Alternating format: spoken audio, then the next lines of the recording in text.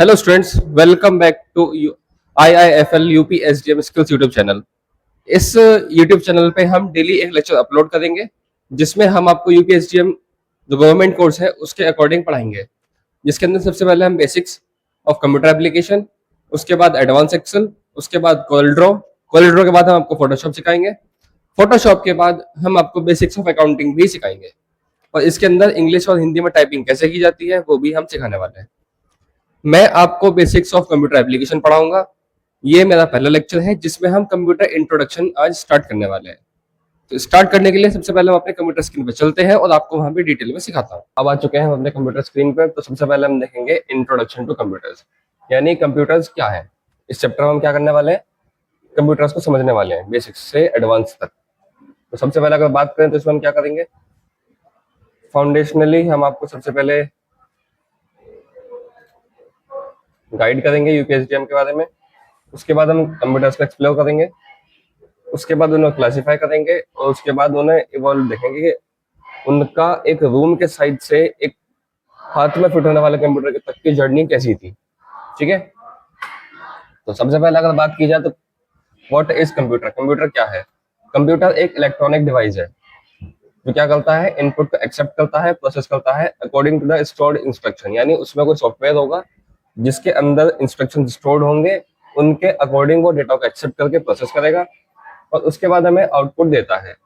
साथ ही साथ ही क्या करता है, स्टोर करता है, रिट्रीव करता है, प्रोसेस करता है और वेरी हाई स्पीड पे करता है। यानी आपकी पलक झपकेगी और आपकी कैलकुलेशन या कोई भी डेटा प्रोसेस हो जाएगा।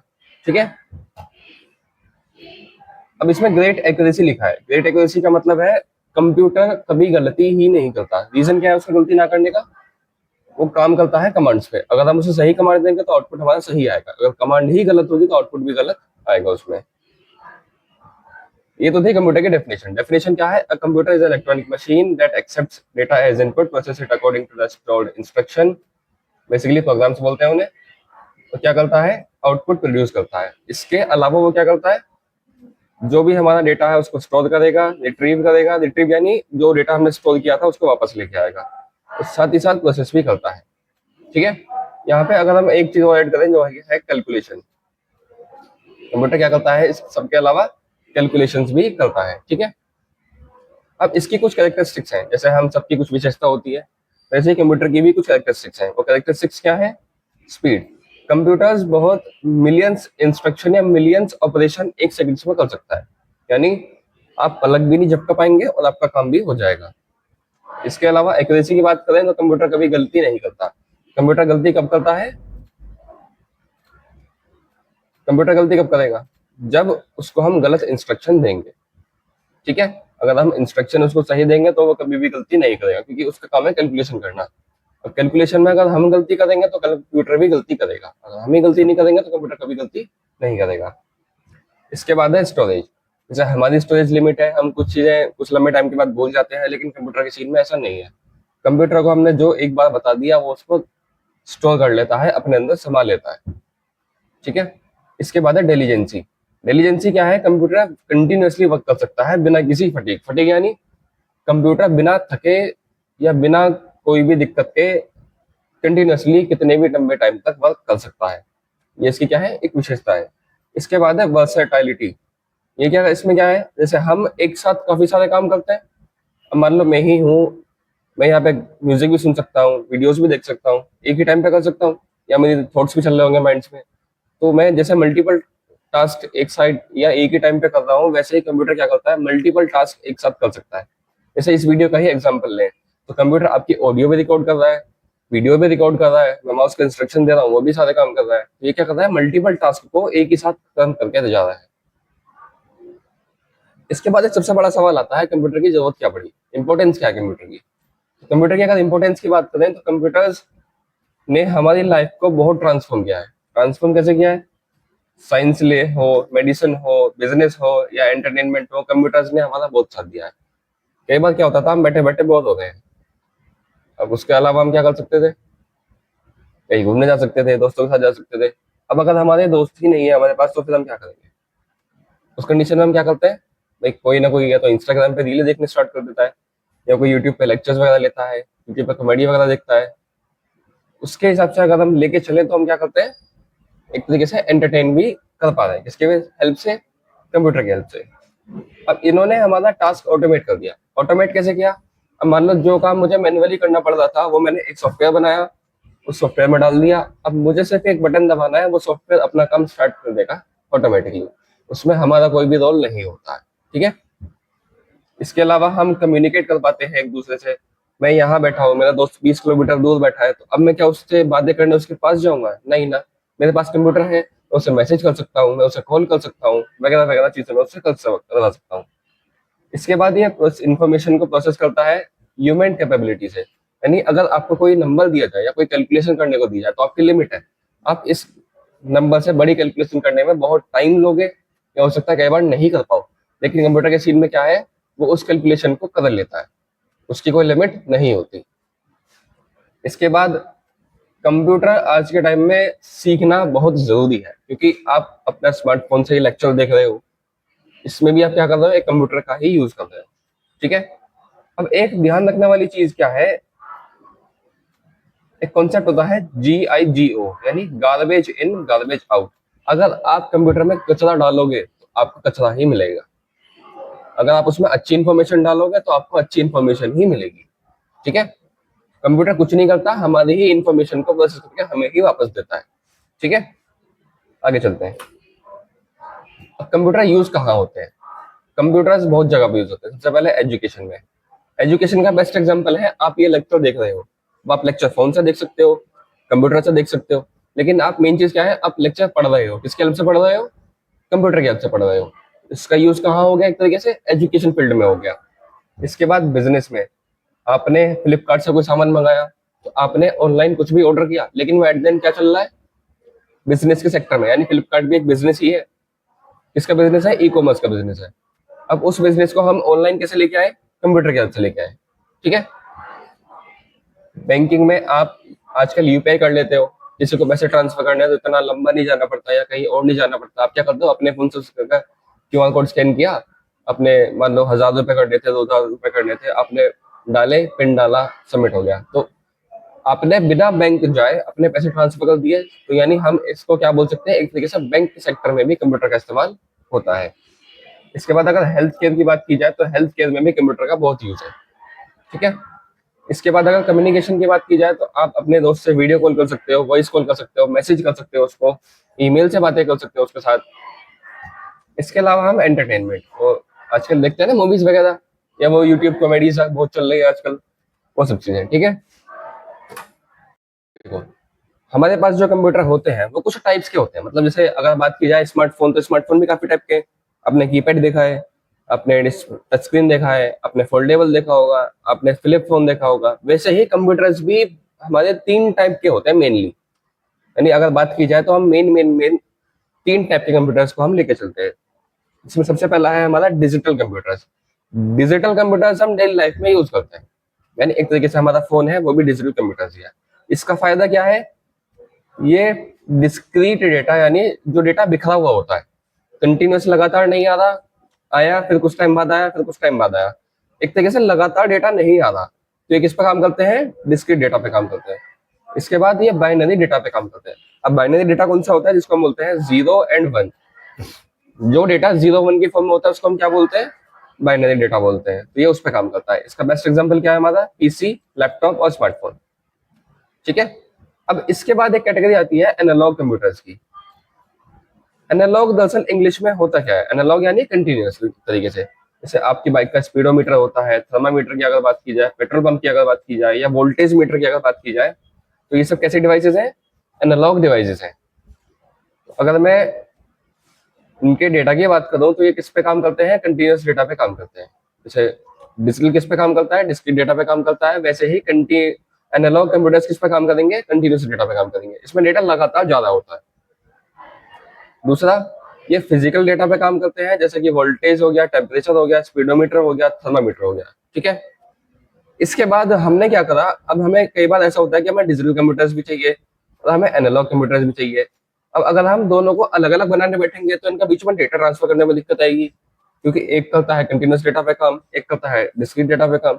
तो हमने क्या करा, इन दोनों को कंबाइन करके बनाया हाइब्रिड कंप्यूटर। अब ये क्या काम करते हैं, इनका काम होता है दोनों के फीचर्स को कंबाइन करना।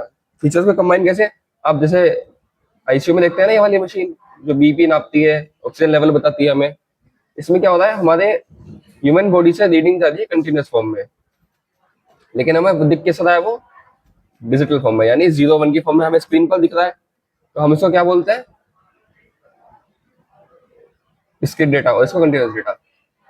तो जैसे कि हाइब्रिड का हमने नाम सजेस्ट किया कि हाइब्रिड कंप्यूटर क्या करता है, दोनों के फीचर्स को कंबाइन कर देगा, यानी वो अब हमारी बॉडी से कंटिन्यूस डेटा की रीडिंग लेगा और हमें डिजिटल फॉर्म में शो कर देगा। इसका दूसरा बेस्ट एग्जांपल है पेट्रोल पंप। अपने ऑयल ली, अब ऑयल का मेजरमेंट ऐसा तो नहीं है कि मतलब एक साथ ही हो गया, कंटिन्यूस फॉर्म में होगा, भाई पहले 100 ml आया, फिर 200 ml आया, फिर 300 ml आया। इस टाइप से अगर हम बात की जाए जिसमें मतलब जहाँ पे कंटिन्यूस डेटा भी जा रहा है और डिजिटल डेटा भी जा रहा है, उस टाइप के या उस फील्ड के कंप्यूटर्स को हम क्या बोलते हैं, हाइब्रिड कंप्यूटर्स बोलते हैं। जिसमें पहला है हमारा ICU monitors, petrol pump systems, ये किसमें आ गए, हाइब्रिड सिस्टम्स में आ गए। अदर क्लासिफिकेशन भी है जिसको बाई साइज बोलते हैं। साइज में क्या आएगा, सबसे पहले सुपर कंप्यूटर आएगा, फिर माइन फ्रेम कंप्यूटर आएगा। ये डिपेंड करता है आपके किस का कंप्यूटर का साइज कितना है, ठीक है। इसमें पहला है super computer, mine frame computer, mini computer और माइक्रो कंप्यूटर्स। अगर पर्पज की बात की जाए तो ये होते हैं जनरल पर्पज और स्पेशल पर्पज। और अगर बाय जनरेशन की बात की जाए तो ये फर्स्ट जनरेशन से 5th जनरेशन तक के कंप्यूटर्स अभी तक अवेलेबल मार्केट में है। आपको फर्स्ट जनरेशन नहीं मिलेगा क्योंकि ये बहुत पहले आया था।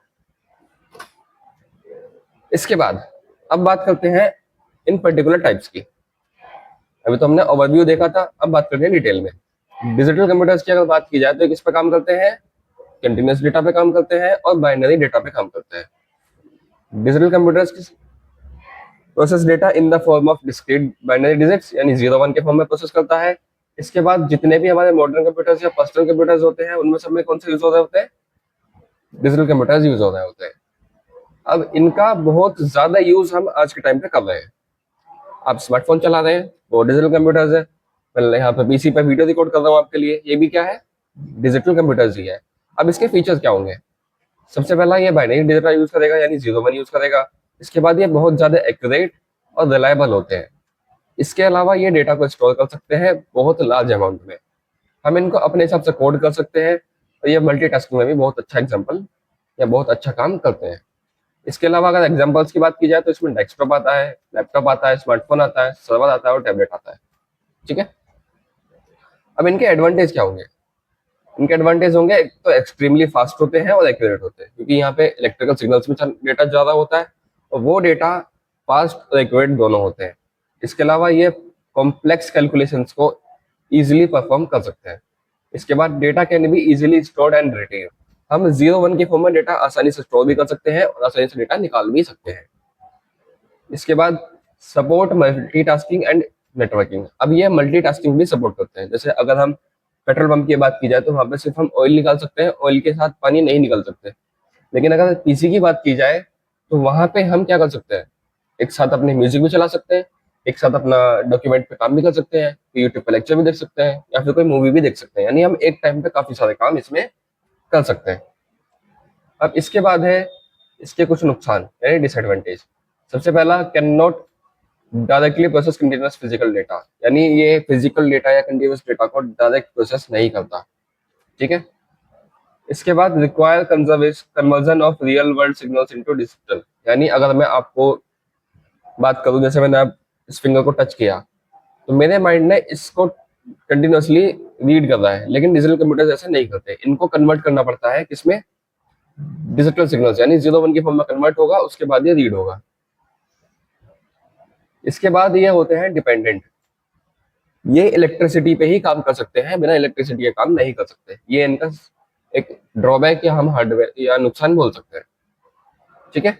तो इसमें हमने क्या देखा, डिजिटल कंप्यूटर्स देखे, उसके फीचर्स देखे, फीचर्स के साथ उसके कुछ एडवांटेज और उसके कुछ डिसएडवांटेज। अब एनालॉग कंप्यूटर की अगर बात की जाए तो एनालॉग कंप्यूटर्स क्या होते हैं, वो कंप्यूटर्स जो किस पे काम करें, कंटिन्यूअस फिजिकल डेटा पे काम करें, such as voltage, temperature, pressure, speed, ठीक है। इसके बाद इसमें बाइनरी डिजिट्स की जगह पे क्या होता है, कंटिन्यूअसली चेंजिंग सिग्नल्स होते हैं जो रिप्रेजेंट करते हैं हमारे प्रॉब्लम को और हमारे सॉल्यूशन को। अब इसमें एनालॉग कंप्यूटर्स बहुत ज्यादा यूज इतने नहीं होते, होते हैं लेकिन इतने ज्यादा यूज नहीं होते जितना डिजिटल कंप्यूटर्स यूज होते हैं। लेकिन डिजिटल से पहले हम किसका यूज करते थे सबसे ज्यादा? एनालॉग का यूज करते थे। इसके कुछ फीचर्स, ये कंटिन्यूस डेटा प्रोसेस करता है, कोई डिस्क्रीट डेटा नहीं। आउटपुट इसका या तो ग्राफ के फॉर्म में मिलेगा या डायल रीडिंग के फॉर्म में मिलेगा। Faster for certain real time measurement, लेकिन हमेशा फास्ट नहीं होता। इसके अलावा नो बाइनरी कन्वर्जन नीडेड, भाई जाहिर सी बात है हम फिजिकल डेटा पे काम कर रहे हैं तो इसमें डिजिटल सिग्नल्स में कन्वर्ट करने की जरूरत ही नहीं है, कोई नीड ही नहीं है, तो हम इसको नहीं करते। इसके बाद अगर रियल वर्ल्ड के एग्जाम्पल ले तो पहला है स्पीडोमीटर, जिससे हम अपनी व्हीकल की स्पीड नापते हैं। थर्मामीटर, हम अपना बॉडी टेम्परेचर या कोई भी टेम्परेचर अगर नापना है। वोल्टमीटर, कोई भी अगर हमें वोल्टेज मेजर करना है। सेमियोग्राफ, अगर हमें कोई अर्थक्वेक वाइब्रेशन मेजर करनी है। साइड रोल, अगर हमें कोई एनालॉग कैलकुलेटिंग डिवाइस यूज करना है तो उसके लिए हम यूज करते हैं। अब इसके एडवांटेजेस और डिसएडवांटेज क्या होंगे? सिंपल डिजाइन, इजीली बन जाएगा। रियल टाइम है, जो डेटा आएगा वो हमें रियल टाइम में दिख जाएगा। नो कन्वर्जन डिले, ना हमें इसको डिजिटल में कन्वर्ट करना, ना हमें इसको एनालॉग में कन्वर्ट करना, कुछ नहीं करना। सिर्फ क्या करना है, हमें डेटा को लेके आना है, इसको देना है, ये प्रोसेस होकर हमें रियल टाइम में दे देगा। डिसएडवांटेज क्या होंगे? लेस एक्यूरेट होगा, उतना एक्यूरेट नहीं होगा जितना डिजिटल कंप्यूटर्स होते हैं। इसके अलावा ये डेटा स्टोर डिफिकल्ट है इसमें, यानी हम इसको में डेटा स्टोर इतना इजीली नहीं कर पाते। लिमिटेड कोड इसमें हम कर सकते हैं या लिमिटेड हम प्रोग्राम इसके अंदर डाल सकते हैं। इसके बाद ये अगर कोई भी डिस्टर्बेंस हमें मिल गया या हमारे फिजिकल लेयर के कंटिन्यूस डेटा में कोई भी डिस्टर्बेंस मिला तो ये उसको एक्सेप्ट नहीं करता या उसकी वजह से हमारा डेटा खराब हो सकता है। ठीक है। हाइब्रिड कंप्यूटर्स की अगर बात की जाए तो ये क्या करते हैं, दोनों के फीचर्स को कंबाइन कर देंगे, यानी डिजिटल भी होगा और एनालॉग भी होगा। इसके बाद it can process both continuous physical signals and discrete binary data. ये कंटिन्यूस भी डेटा पे भी काम कर सकता है और डिजिटल सिग्नल्स पे भी काम कर सकता है। वे काम कैसे करता है? एनालॉग पार्ट इसका हैंडल करेगा real time measurement of physical quantities, while digital part processes and stored and display data as result. यानी कि एक तो इसमें होता है एनालॉग पार्ट और एक होता है डिजिटल पार्ट, बीच में एक कन्वर्टर लगा होता है। एनालॉग सिग्नल डेटा को रीड करेगा और किसको भेजेगा? डिजिटल को भेजेगा। डिजिटल उसको प्रोसेस करेगा, स्टोर करना होगा स्टोर करेगा और आउटपुट दिखाना होगा तो आउटपुट दिखा देगा हमें। इसमें दो कन्वर्जन डिवाइस लगे होते हैं, सबसे पहला होता है एनालॉग टू डिजिटल कन्वर्टर और दूसरा होता है डिजिटल टू एनालॉग, यानी कि एनालॉग सिग्नल्स को डिजिटल में कन्वर्ट करने वाला और डिजिटल सिग्नल्स को एनालॉग में कन्वर्ट करने वाला। अब इसमें की पॉइंट क्या है? हाइब्रिड यानी analog for speed and digital for accuracy. इसमें हमें स्पीड भी अच्छी खासी मिलती है और एक्यूरेसी भी अच्छी खासी मिल जाती है। एग्जाम्पल क्या होगा इसका? ICU patient, petrol pump, ECG machines, radar system जो हमारे डिफेंस में यूज होते हैं। इसके बाद एडवांटेजेस क्या होंगे इसके? बेस्ट फॉर बोथ वर्ल्ड, अगर हमें स्पीड भी चाहिए और एक्यूरेसी भी चाहिए तो हम इसका यूज कर सकते हैं, हाइब्रिड का यूज कर सकते हैं। थोड़ा सा इसका डिजाइन कॉम्प्लेक्स होता है, एक्सपेंसिव होता है और स्पेशल मेंटेनेंस भी इसमें चाहिए होता है। ऐसा नहीं है कि आपने मतलब कोई पीस खराब हुआ तब उसको निकाल दिया, नहीं। अगर आप इसको ढंग से मेंटेन नहीं करोगे तो आपका डेटा वेरी कर सकता है, डेटा डिफेंस आ सकता है। तो यहाँ पे तीनों समझ में आ गए। पहला क्या था? डिजिटल काम था, वो किस पे काम करता था? बाइनरी सिग्नल्स पे काम करता है। एनालॉग कंटीन्यूअस डेटा पे काम करता है। हाइब्रिड इन दोनों के फीचर्स को कंबाइन करके इजीली परफॉर्म करता है। हाइब्रिड का इस्तेमाल हम किस लिए करते हैं? जब हमें स्पीड और एक्यूरेसी दोनों चाहिए होते हैं। अब बात करते हैं इवोल्यूशन। इवोल्यूशन का मतलब क्या होता है? इवोल्यूशन यानी कंप्यूटर्स का जन्म कैसे हुआ। ठीक है। तो सबसे पहले फर्स्ट कैलकुलेटिंग डिवाइस कब बना था? 2000 बीसी में, जिसका नाम क्या था? अबेस्कस। इसके बाद मैकेनिकल डिवाइस आया, पास्कल्स कैलकुलेटर और बेबेज डिफरेंस इंजन। ये दोनों मैकेनिकल कंप्यूटर्स कब आए थे? 1642 से 1800 के टाइम पे। इसके बाद 1914 से 1950 में क्या आया? वैक्यूम ट्यूब आई, जिसका एग्जांपल है इनैक और यूविनैक। थाउजेंड्स ऑफ वैक्यूम ट्यूब को एक साथ कंबाइन करने के बाद तब ये काम करते थे, ठीक है। इसके बाद 1960 से 1970 में क्या आया, ट्रांजिस्टर्स और आईसी आई। 1980s के बाद हमें क्या मिला, माइक्रो प्रोसेसर्स मिले देखने को। अब अगर जनरेशन की बात की जाए तो कंप्यूटर की टोटल 5 जनरेशन है। सबसे पहला है फर्स्ट जनरेशन जिसमें वैक्यूम ट्यूब था, सेकंड जनरेशन जिसमें ट्रांजिस्टर्स थे, थर्ड जनरेशन जिसमें आईसी सर्किट थे, फोर्थ जनरेशन जिसमें माइक्रो प्रोसेसर आया, और फिफ्थ जनरेशन जिसमें एआई मॉडल्स हमें देखने को मिले थे। अगर अब एप्लीकेशंस की बात की जाए तो कंप्यूटर में कितनी एप्लीकेशंस होती हैं, सबसे अर्ली एप्लीकेशन, मॉडर्न एप्लीकेशन और फ्यूचर एप्लीकेशन। अर्ली एप्लीकेशन इसका यूज कहाँ हुआ था, मिलिट्री में यूज हुआ था, या फिर कोड ब्रेकिंग में, इसके टाइम पे वर्ल्ड वॉर सेकंड के टाइम पे।